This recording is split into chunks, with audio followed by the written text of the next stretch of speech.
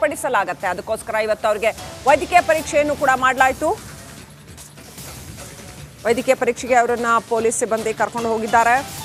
ಇಡೀ ಇಕ್ಕಟ್ಟಲ್ಲಿರುವ ನಾಗೇಂದ್ರಗೆ ಇವತ್ತು ಕಸ್ಟಡಿ ಅಂತ್ಯ ಆಗತ್ತೆ. ಬೌರಿಂಗ್ ಆಸ್ಪತ್ರೆಯಲ್ಲಿ ನಾಗೇಂದ್ರ ಅವರಿಗೆ ವೈದ್ಯಕೀಯ ಪರೀಕ್ಷೆ ಮಾಡಿಸಲಾಯಿತು. ಮೆಡಿಕಲ್ ಟೆಸ್ಟ್ ಬಳಿಕ ಕೋರ್ಟ್ಗೆ ನಾಗೇಂದ್ರ ಅವ್ರನ್ನ ಹಾಜರುಪಡಿಸಲಾಗುತ್ತೆ.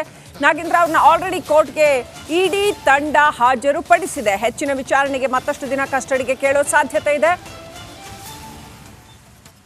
ವಾಲ್ಮೀಕಿ ನಿಗಮ ಅಭಿವೃದ್ಧಿ ಹಗರಣದಲ್ಲಿ ಸಾಕಷ್ಟು ದೊಡ್ಡ ಪ್ರಮಾಣದ ಅವ್ಯವಹಾರ ಕಂಡು ಬಂದಿರೋದು, ಸಾಕಷ್ಟು ಮಾಹಿತಿಯನ್ನು ಕೂಡ ಇಡಿ ಪಬ್ಲಿಕ್ಗೆ ಬಿಡುಗಡೆ ಮಾಡಿದೆ, ಸಾರ್ವಜನಿಕರಿಗೆ ಬಿಡುಗಡೆ ಮಾಡಿದೆ ಈಗಾಗಲೇ.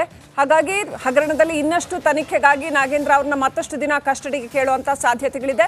ವಿಶೇಷ ನ್ಯಾಯಾಲಯದ ಮುಂದೆ, ಜನಪ್ರತಿನಿಧಿಗಳ ವಿಶೇಷ ನ್ಯಾಯಾಲಯ ಏನಿದೆ ಅದರ ಮುಂದೆ ನಾಗೇಂದ್ರ ಅವ್ರನ್ನ ಹಾಜರುಪಡಿಸಲಾಗಿದೆ.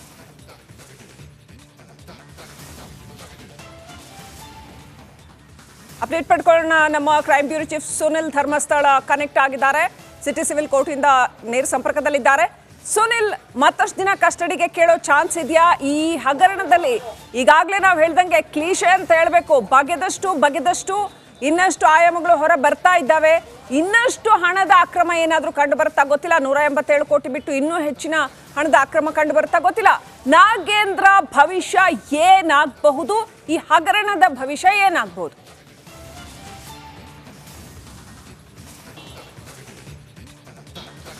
ಶ್ರೀಲಕ್ಷ್ಮಿ, ವಾಲ್ಮೀಕಿ ನಿಗಮದ ಅವ್ಯವಹಾರಕ್ಕೆ ಸಂಬಂಧಪಟ್ಟಂತೆ ಈಗಾಗಲೇ ಇಡಿ ಅಧಿಕಾರಿಗಳು ತನಿಖೆಯನ್ನು ನಡೆಸ್ತಾ ಇದ್ದಾರೆ. ಇವತ್ತು ಮಾಜಿ ಸಚಿವ ಬಿ ನಾಗೇಂದ್ರ ಅವ್ರನ್ನ ಈ ಒಂದು ಪ್ರಕರಣಕ್ಕೆ ಸಂಬಂಧಪಟ್ಟಂತೆ ಕೋರ್ಟ್ಗೆ ಹಾಜರುಪಡಿಸಿದ್ದಾರೆ. ಕಳೆದ 6 ದಿನಗಳಿಂದ ಇಡಿ ಕಸ್ಟಡಿಯಲ್ಲಿದ್ದಂತಹ ನಾಗೇಂದ್ರ ಅವರ ಕಸ್ಟಡಿ ಅವಧಿ ಇವತ್ತಿಗೆ ಅಂತ್ಯ ಆಗ್ತಾ ಇರುವ ಹಿನ್ನೆಲೆಯಲ್ಲಿ ಇವತ್ತು ಕೋರ್ಟಿಗೆ ಪ್ರೊಡ್ಯೂಸ್ ಮಾಡಿರುವಂಥದ್ದು.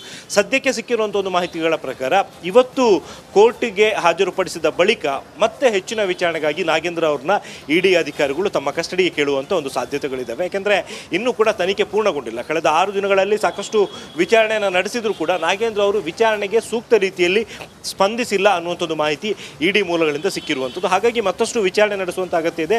ಜೊತೆಗೆ ಸ್ಥಳ ಮಹಜರು ಪ್ರಕ್ರಿಯೆಗಳನ್ನು ಕೂಡ ಪೂರ್ಣಗೊಳಿಸುವಂಥ ಒಂದು ಅಗತ್ಯ ಇದೆ. ಈ ಎಲ್ಲ ಕಾರಣಗಳಿಂದಾಗಿ ನಾಗೇಂದ್ರ ಅವ್ರನ್ನ ಹೆಚ್ಚಿನ ವಿಚಾರಣೆಗೋಸ್ಕರ ಮತ್ತೆ ಕಸ್ಟಡಿ ಕೊಡಿ ಅಂತ ಹೇಳಿ ಇಡಿ ಅಧಿಕಾರಿಗಳು ಇವತ್ತು ಕೋರ್ಟಿಗೆ ಮನವಿಯನ್ನು ಸಲ್ಲಿಸುವಂಥ ಒಂದು ಸಾಧ್ಯತೆ ಇದೆ. ಇದರಲ್ಲಿ ಪ್ರಮುಖವಾಗಿ ಪರಿಗಣನೆಗೆ ಬರುವಂಥದ್ದು, ಅವರು ಇಷ್ಟು ದಿನಗಳ ಕಾಲ ಇಡಿ ಕಸ್ಟಡಿಯಲ್ಲಿ ಇದ್ದರೂ ಕೂಡ ವಿಚಾರಣೆಗೆ ಸ್ಪಂದಿಸಿಲ್ಲ ಅನ್ನುವಂಥ ವಿಚಾರವೇ ತುಂಬ ಪ್ರಮುಖ ಆಗುತ್ತೆ. ಸೊ ಇದನ್ನು ಗಮನದಲ್ಲಿಟ್ಕೊಂಡು ನೋಡುವಂತಹ ಸಂದರ್ಭದಲ್ಲಿ ಇವತ್ತು ಇಡಿ ಅಧಿಕಾರಿಗಳ ವಶಕ್ಕೆ ಅವ್ರನ್ನ ಮತ್ತೆ ವಿಚಾರಣೆಗೆ ಕೊಡುವಂಥ ಸಾಧ್ಯತೆ ಹೆಚ್ಚಾಗಿರುವಂಥದ್ದು. Srilakshmi, thank you Sunil, ಡೀಟೇಲ್ಸ್ಗಾಗಿ.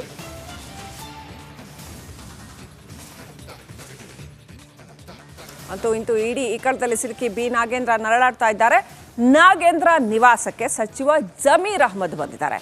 ನಾಗೇಂದ್ರ ಕುಟುಂಬಸ್ಥರಿಗೆ ಧೈರ್ಯ ತುಂಬಿದ್ದಾರೆ ಅಂತ ಹೇಳಲಾಗಿದೆ. ಬೆಂಗಳೂರಿನ ಡಾಲರ್ಸ್ ಕಾಲೋನಿಯಲ್ಲಿ ಇರುವಂತಹ ಮನೆಗೆ ಜಮೀರ್ ಅಹ್ಮದ್ ಭೇಟಿ ಕೊಟ್ಟಿದ್ದಾರೆ. ನಿನ್ನೆ ನಾಗೇಂದ್ರ ಅವರ ಪತ್ನಿಯನ್ನ ವಿಚಾರಣೆ ಮಾಡಿತ್ತು ಇಡಿ ಟೀಮ್.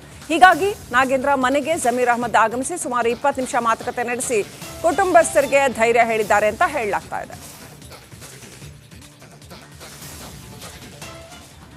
ಬಿ ನಾಗೇಂದ್ರ ಅವರ ಪತ್ನಿಯನ್ನು ಕೂಡ ಎನ್ಫೋರ್ಸ್ಮೆಂಟ್ ಡೈರೆಕ್ಟರೇಟ್ ಅಧಿಕಾರಿಗಳು ನಿನ್ನೆ ವಿಚಾರಣೆಗೆ ಕರ್ಕೊಂಡು ಹೋಗಿದ್ರು. ನಾಗೇಂದ್ರ ನಿವಾಸಕ್ಕೆ ಈಗ ಸಚಿವ ಜಮೀರ್ ಅಹ್ಮದ್ ಬಂದು ಸಾಂತ್ವನ ಹೇಳೋದಕ್ಕೆ ಬಂದಿದ್ದಾರೆ ಅಂತ ಹೇಳಲಾಗ್ತಾ ಇದೆ. ಪ್ರಶ್ನೆ ಇರ್ತಕ್ಕಂಥದ್ದು, ಇದು ಒಂದು ಅಕ್ರಮದ ಹಗರಣ. ಆ ಹಗರಣದಲ್ಲಿ ಸಚಿವರಾಗಿದ್ದಂಥವರ, ಅಂದರೆ ಸರ್ಕಾರದ ಭಾಗವಾಗಿದ್ದ ವ್ಯಕ್ತಿಯ ಹೆಸರೇ ಕೇಳಿ ಬಂದಿರತಕ್ಕಂಥದ್ದು. ಅದಕ್ಕೂ ಸಾಕಷ್ಟು ಸಾಕ್ಷ್ಯಗಳನ್ನು ಇಡಿ ಜನತೆಯ ಮುಂದೆ ಇಡ್ತಾ ಇದೆ. ಇಂಥ ಸಂದರ್ಭದಲ್ಲಿ ಹಾಗಾದ್ರೆ ಸರ್ಕಾರ, ಕಾಂಗ್ರೆಸ್ ಸಚಿವರುಗಳು ಸಿಂಪತೈಸ್ ಮಾಡ್ತಾ ಇದ್ದಾರಾ ನಾಗೇಂದ್ರ ಅವ್ರ ಜೊತೆ? ಏನ್ ಹೇಳೋಕ್ ಹೊರಟಿದ್ದಾರೆ? ನಾವು ನಾಗೇಂದ್ರ ಅವ್ರ ಜೊತೆ ಇದ್ದೀವಿ ಅಂತ ತೋರಿಸ್ಕೊಳಕ? ಅಪ್ಡೇಟ್ ಪಡ್ಕೊಳ್ಳೋಣ. ಪ್ರತಿನಿಧಿ ಅಜಯ್ ಕನೆಕ್ಟ್ ಆಗಿದ್ದಾರೆ. ಅಜಯ್, ನಾಗೇಂದ್ರ ಮನೆಗೆ ಜಮೀರ್ ಅಹ್ಮದ್ ಬಂದಿರತಕ್ಕಂಥದ್ದು, ಇವರೇನು ದೇಶ ಸೇವೆ ಮಾಡಿದ್ದಾರೆ ಅಂತ ಸಮಾಧಾನ ಹೇಳ್ಬೇಕಾ? ಅಥವಾ ಇವರೇನು ನಾವು ಕಾಂಗ್ರೆಸ್ ಸಚಿವರುಗಳಾಗಿ ನಾವು ನಾಗೇಂದ್ರ ಅವ್ರ ಜೊತೆ ಇದ್ದೀವಿ ಅಂತ ಹೇಳಕ್ಕೆ ಬಂದಿದ್ರಾ? ಅಥವಾ ಇದೆರಡರ ಹೊರತಾಗಿ ಬೇರೆ ಇನ್ನೇನಾದರೂ ಲೆಕ್ಕಾಚಾರ ಮಾತುಕತೆಗಳಾದ್ವಾ? ಯಾತಕ್ಕೋಸ್ಕರ ಜಮೀರ್ ಅಹ್ಮದ್ ಭೇಟಿ ನೀಡಿದ್ರು?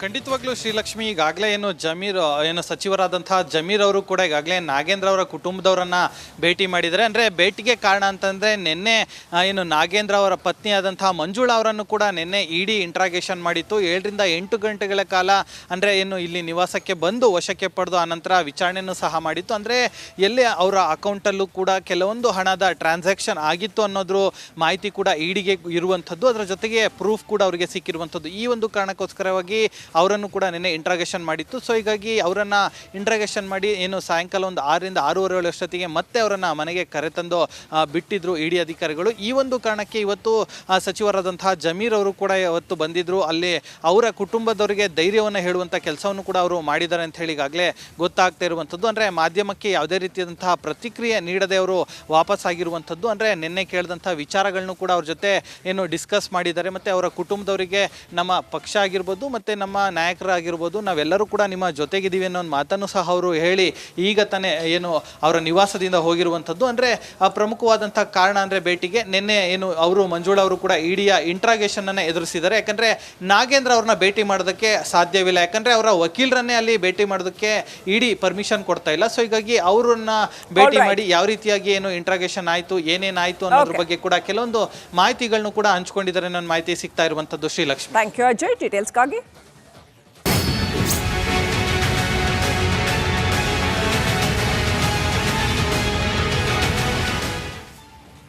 ಇವತ್ತು ದರ್ಶನ್ ಅಂಡ್ ಗ್ಯಾಂಗ್ ಕಸ್ಟಡಿ ಅಂತ್ಯ ಆಗತ್ತೆ. ಅವರನ್ನ ನ್ಯಾಯಾಧೀಶರ ಎದುರು ವಿಡಿಯೋ ಕಾನ್ಫರೆನ್ಸ್ ಮುಖಾಂತರ ಹಾಜರುಪಡಿಸಲಾಗತ್ತೆ. ಸೊ ಅಲ್ಲಿ ಏನಾಗುತ್ತೆ, ಕಸ್ಟಡಿ ಇನ್ನಷ್ಟು ಮುಂದುವರಿಯೋ ಎಲ್ಲ ಸಾಧ್ಯತೆಗಳಿದೆ ಅಂತ ಹೇಳಲಾಗ್ತಾ ಇದೆ. ಬೇಲ್ ಅಪ್ಲಿಕೇಶನ್ ರಿಜೆಕ್ಟ್ ಆಗೋ ಸಾಧ್ಯತೆಗಳಿದೆ ಅಂತ ಹೇಳಲಾಗ್ತಾ ಇದೆ. 24ನೇ ACMM ಕೋರ್ಟ್ ಮುಂದೆ ಆರೋಪಿಗಳನ್ನ ವಿಡಿಯೋ ಕಾನ್ಫರೆನ್ಸ್ ಮುಖಾಂತರ ಹಾಜರುಪಡಿಸಲಾಗತ್ತೆ. ಚಾರ್ಜ್ ಶೀಟ್ ಸಲ್ಲಿಕೆವರೆಗೂ ಕೂಡ ಹಾಗಾದ್ರೆ ದಾಸನಿಗೆ ಜೈಲು ವಾಸವೇ ಫಿಕ್ಸ್ ಆಗತ್ತಾ?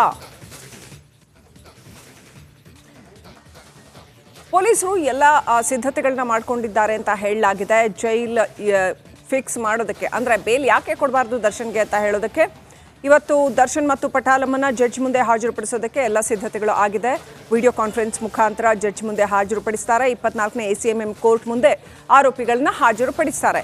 ಚಾರ್ಜ್ ಶೀಟ್ ಸಲ್ಲಿಕೆ ಆಗೋವರೆಗೂ ಹಾಗಾದ್ರೆ ಜೈಲಿನಲ್ಲೇ ಇರಬೇಕಾಗತ್ತಾ ಅನ್ನೋದು ಈಗಿನ ಪ್ರಶ್ನೆ.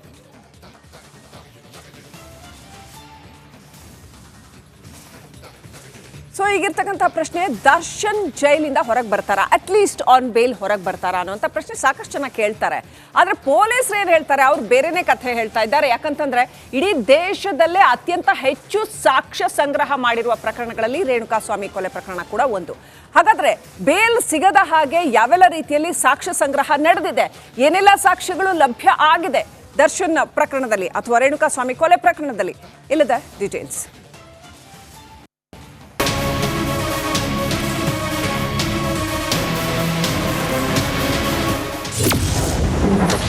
ಭೂಪತಿ ಅಂಡ್ ಗ್ಯಾಂಗ್ ಅಗ್ನಿ ಪರೀಕ್ಷೆ ಶುರು. 17 ಆರೋಪಿಗಳು 37 ದಿನ ಚಾರ್ಜ್ ಶೀಟ್ಗೆ ರೆಡಿ. ಚಿತ್ರದುರ್ಗದ ರೇಣುಕಾಸ್ವಾಮಿ ಕೊಲೆ ಕೇಸ್ನಲ್ಲಿ ಜೈಲು ಸೇರಿರುವಂತಹ ನಟ ದರ್ಶನ್ ಅಂಡ್ ಗ್ಯಾಂಗ್ಗೆ